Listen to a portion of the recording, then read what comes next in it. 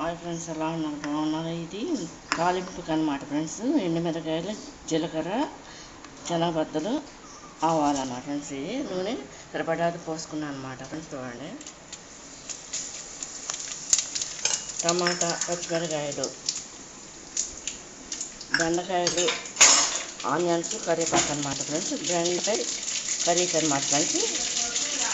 Only ఆయిల్లోనే ఇది cook అవుద్ది అనమాట ఫ్రెండ్స్. దీంట్లో వాటర్ లేదనమాట. చూడండి, దానికి కావాల్సిన పసుపు, సాల్ట్, కారం అనమాట ఫ్రెండ్స్. ఇది ముందుగా ఆనియన్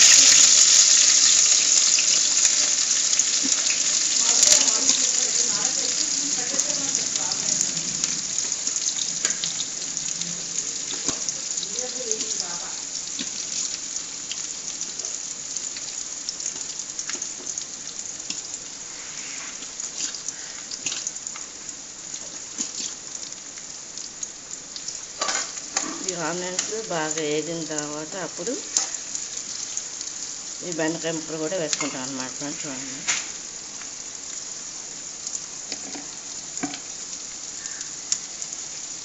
పసుపు ఒక చెంచాడు,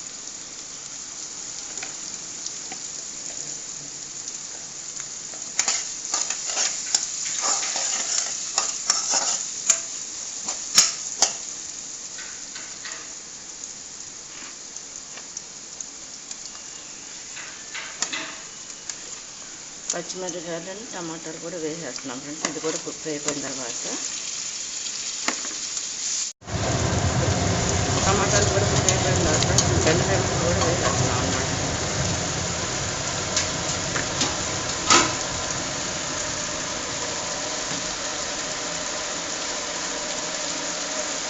సరిపడా సాల్ట్ కూడా వేస్తున్నాం అన్నమాట.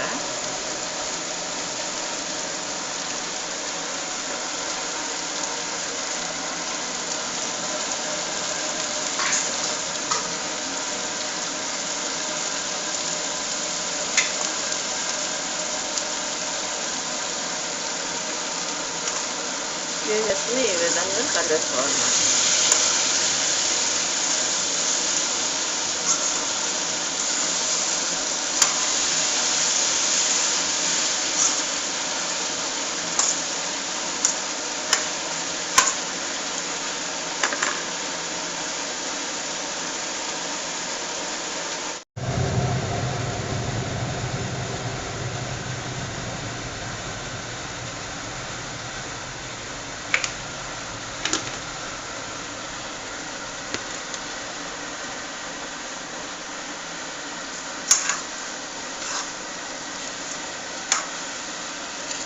ఎక్కువసేపు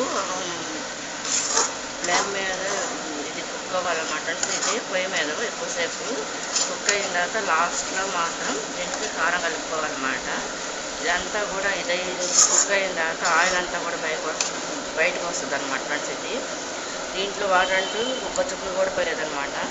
ఓన్లీ ఆయిల్తోనే ఇది కుక్ అయిందనమాట ఫ్రెండ్స్. ఇది బెండకాయ టమాటా కర్రీ అనమాట. దీనికి కావాల్సిన ఐటమ్స్ అన్నీ కూడా ఏంటంటే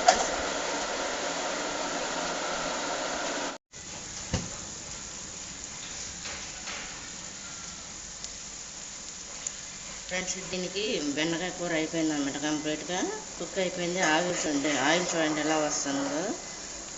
ఇది దీనికి కావాల్సిన పదార్థాలన్నీ కూడా చెప్తానమాట ఒకసారి. బెండకాయలు కట్ చేసుకుని ముక్కలు పక్కన పెట్టేసుకుని దీంట్లో ఆనియన్స్, ఉల్లిపాయలు, పచ్చిమిరకాయ, కరివేపాకు పక్కన పెట్టేసుకుని ఫ్రెండ్స్. దీనికి సరిపడా ఆయిల్ పోసేసుకోవాలన్నమాట. పోసేసుకున్నాక అది హీట్ వచ్చిన తర్వాత మూకిట్లో ఈ